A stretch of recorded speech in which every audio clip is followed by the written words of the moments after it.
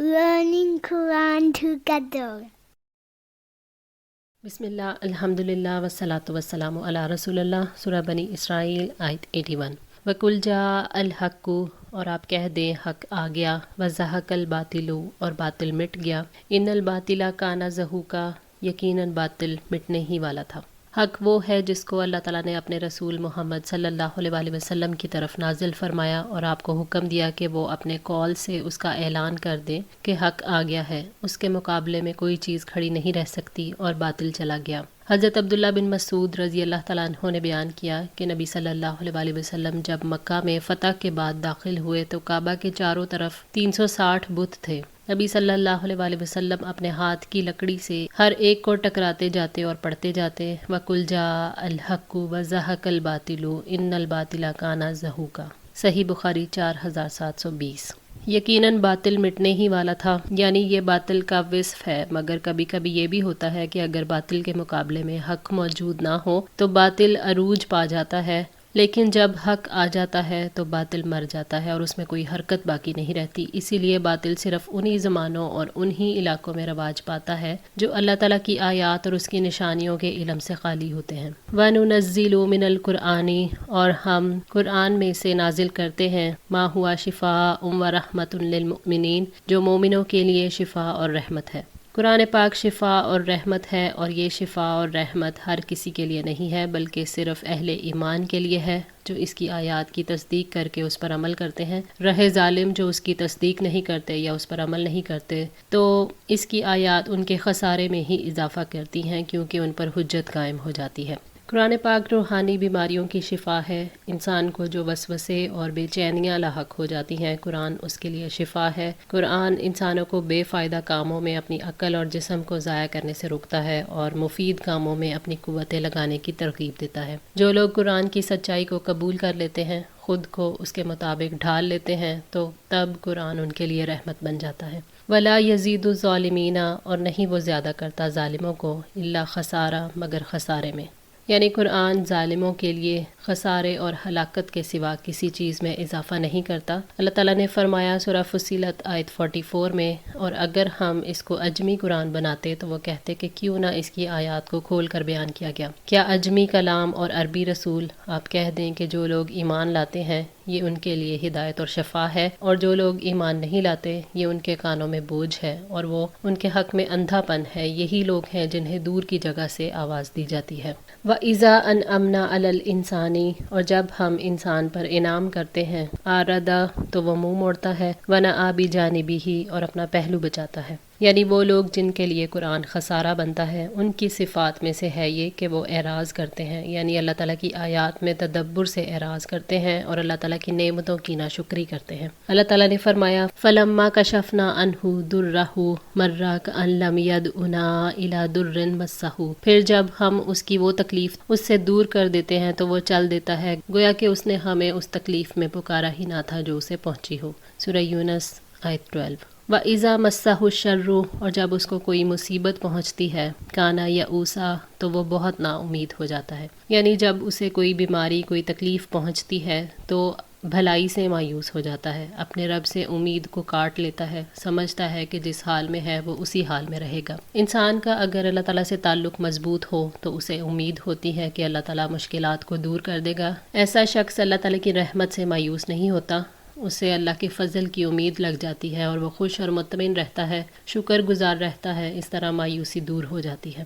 کل، آپ کہہ دیں، کل یعملوا، ہر کوئی عمل کرتا ہے، علی شاکلتہ، اپنے طریقے پر. یعنی ہر شخص اپنی اپنی عادت پر، اپنی اپنی ذہنیت اور اپنے اپنے دین پر عمل کرتا ہے. فرمایا وَقُلِ الَّذِينَ لَا يُؤْمِنُونَ اعْمَلُوا عَلَىٰ مَكَانَتِكُمْ إِنَّا عَامِلُونَ وَانتَظِرُوا إِنَّا مُنتَظِرُونَ، اور آپ ان لوگوں سے کہہ دیں جو ایمان نہیں لاتے کہ تم اپنے طریقے پر عمل کرتے رہو، بلا شبہ ہم بھی عمل کرنے والے ہیں، اور تم انتظار کرو، بے شک ہم بھی منتظر ہیں. سورہ ہود 121 122.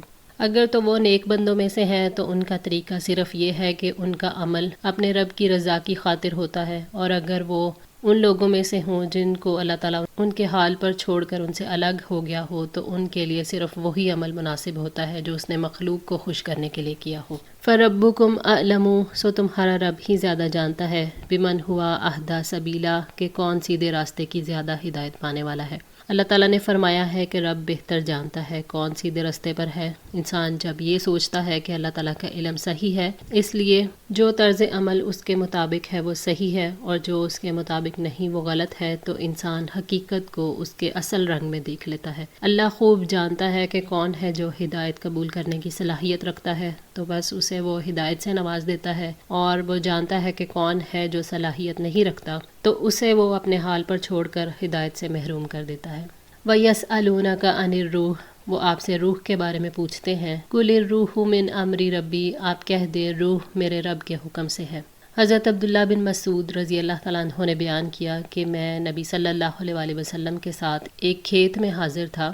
آپ اس وقت کھجور کے ایک تنے پر ٹیک لگائے ہوئے تھے کہ کچھ یہودی اس طرف سے گزرے۔ کسی یہودی نے اپنے دوسرے ساتھی سے کہا کہ ان سے روح کے بارے میں پوچھو۔ ان میں سے کسی نے اس پر کہا کہ ایسا کیوں کرتے ہو؟ تو دوسرا یہودی بولا، کہیں وہ کوئی ایسی بات نہ کہہ دے جو تم کو ناپسند ہو۔ رائے اس پر ٹھہری کہ روح کے بارے میں پوچھنا ہی چاہیے، چنانچہ انہوں نے آپ سے اس بارے میں سوال کیا۔ آپ صلی اللہ علیہ وآلہ وسلم تھوڑی دیر کے لیے خاموش ہو گئے اور ان کی بات کا کوئی جواب نہیں دیا۔ میں سمجھ گیا کہ اس وقت آپ پر وحی اتر رہی ہے، اس لیے وہیں کھڑا رہا۔ جب وحی ختم ہوئی تو آپ نے اس آیت کی تلاوت کی کہ یہ آپ سے روح کے بارے میں سوال کرتے ہیں، آپ کہہ دیں کہ روح میرے پروردگار کے حکم سے ہی ہے، اور تمہیں علم تو تھوڑا ہی دیا گیا ہے۔ صحیح بخاری 4721۔ روح کا تعلق چھپے ہوئے امور میں سے ہے۔ کوئی شخص بھی روح کی کیفیت کو بیان نہیں کر سکتا، اس لیے اللہ تعالیٰ نے نبی صلی اللہ علیہ وآلہ وسلم سے فرمایا کہ آپ کہہ دیں روح میرے رب کے حکم سے ہے، یعنی روح کے بارے میں میرے رب نے حکم دیا ہے کہ ہو جا تو وہ وجود میں آ گئی۔ وَمَا أُوتِيتُم مِّنَ الْعِلْمِ إِلَّا قَلِيلًا، اور تمہیں علم میں سے بہت ہی کم دیا گیا ہے۔ انسان کو احساس دلایا گیا ہے کہ نہ تو اس کے پاس کثیر علم ہے، نہ وہ اس علم کو رکھ سکتا ہے، اس لیے وہ ایسے سوالات میں نہ الجھے جن کو وہ کم علمی کی وجہ سے نہیں جان سکتا۔ وَلَئِن شِئْنَا، اور یقیناً اگر ہم چاہیں، لَنَذْهَبَنَّ بِالَّذِي، تو ہم ضرور لے جائیں اس کو جو أَوْحَيْنَا إِلَيْكَ، وحی کی ہم نے آپ کی طرف، ثُمَّ لَا تَجِدُ لَكَ، پھر نہ آپ پائیں گے اپنے لیے، بِهِ عَلَيْنَا، ہمارے مقابلے میں، وکیلا، کوئی حمایتی۔ اللہ تعالیٰ نے نبی صلی اللہ علیہ وآلہ وسلم پر قرآن نازل فرمایا جو ان کے لیے بہت بڑا انعام ہے جس کا اندازہ نہیں کیا جا سکتا۔ اس وحی کے قریب باطل نہیں آ سکتا۔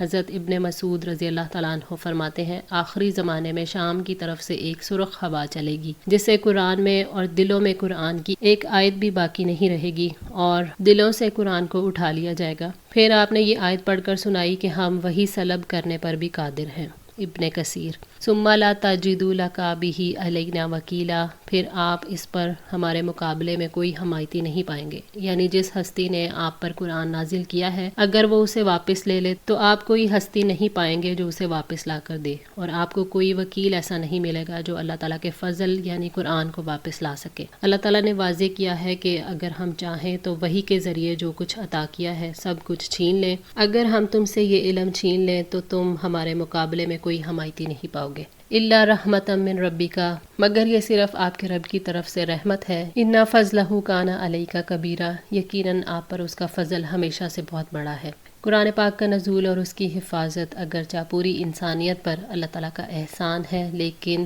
قرآن نبی صلی اللہ علیہ وآلہ وسلم پر اللہ تعالیٰ کی خصوصی رحمت ہے۔ اللہ تعالیٰ نے فرمایا، قل بفضل اللہ وبرحمتہ فبذلک فلیفرحوا ھو خیر مما یجمعون، آپ کہہ دیں یہ اللہ تعالیٰ کے فضل اور اس کی رحمت سے ہے، سو اسی کے ساتھ تو لازم ہے کہ وہ خوش ہوں، وہ ان تمام چیزوں سے بہتر ہے جسے لوگ جمع کرتے ہیں۔ سورہ یونس 58۔ اللہ تعالیٰ چاہتے تو وہی نہ کرتے، یہ اس کی رحمت ہے کہ اس نے انسانیت کو سچے علم سے محروم نہیں رکھا۔ اللہ تعالیٰ چاہتے تو وحی کو سلب کر لیتے۔ اللہ تعالیٰ نے اپنے بڑے فضل سے، اپنی رحمت سے محمد صلی اللہ علیہ وآلہ وسلم پر قرآن نازل کیا ہے۔ قل لئن اجتمعت، کہہ دیجئے یقیناً اگر جمع ہو جائیں، الانس والجن، تمام انسان اور جن، الا ان یأتوا بمثل ھذا القرآن کہ اس قرآن جیسی کوئی چیز لے آئیں، لا یأتون بمثلہ تو وہ اس جیسی نہ لا سکیں گے، ولو کان بعضهم لبعض ظہیرا اگرچہ وہ ایک دوسرے کے مددگار ہوں۔ اللہ تعالیٰ نے تمام جنوں اور انسانوں کو دعوت دی ہے کہ وہ اس قرآن جیسا بنا لائیں، اور اس کے ساتھ ہی اللہ تعالیٰ نے ان کو آگاہ بھی فرما دیا کہ وہ اس جیسا قرآن نہیں لا سکتے، چاہے وہ ایک دوسرے کی مدد ہی کیوں نہ کر لیں۔ یہ سب کچھ اسی طرح واقع ہوا جس طرح اللہ تعالیٰ نے خبر دی تھی۔ جھٹلانے والوں کی بہت زیادہ خواہش تھی کہ وہ کسی طریقے سے اس دعوت کو جھوٹا ثابت کریں جسے نبی صلی اللہ علیہ وآلہ وسلم لے کر آئے، اور وہ عربی کے ماہر اور فصاحت و بلاغت کے مالک تھے۔ اگر ان میں سے کسی کے پاس بھی دعوت کا مقابلہ کرنے کی ذرا سی بھی اہلیت ہوتی تو وہ ضرور اس کا مقابلہ کرتے۔ اس سے یہ واضح ہو گیا کہ انہوں نے اس بارے میں اپنی بے بسی کو تسلیم کر لیا۔